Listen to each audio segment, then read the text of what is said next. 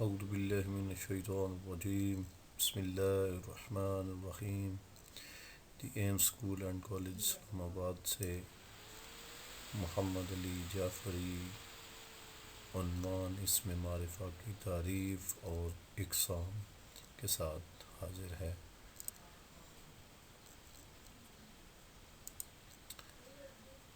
آج ہم سب سے پہلے اسم معرفہ کا مفہوم سمجھیں گے۔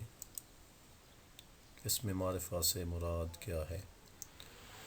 وہ اسم جو کسی مخصوص شخص، جگہ یا چیز کو ظاہر کرے اسم معرفہ یا اسم خاص کہلاتا ہے۔ اسم معرفہ کی چند مثالیں درج ذیل ہیں: قائد اعظم، تاج محل، مسجد اقصی، ابن مریم، غار حرا، کراچی، لاہور وغیرہ۔ یہ تھیں اسم معرفہ کی مثالیں۔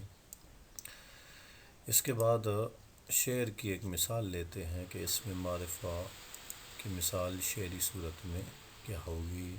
ایک ولولہ تازہ دیا میں نے دلوں کو، لاہور سے تا خاک کے بخارا و سمرقند۔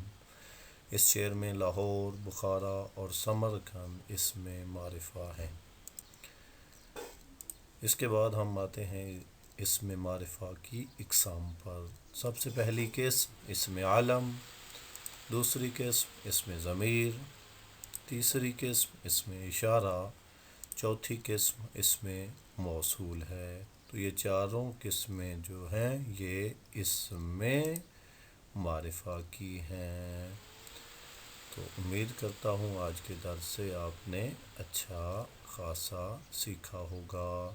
تو آئندہ دروس میں ہم اسم معرفہ کی اقسام کے مفہوم کو واضح کریں گے۔ والسلام علیکم ورحمۃ اللہ۔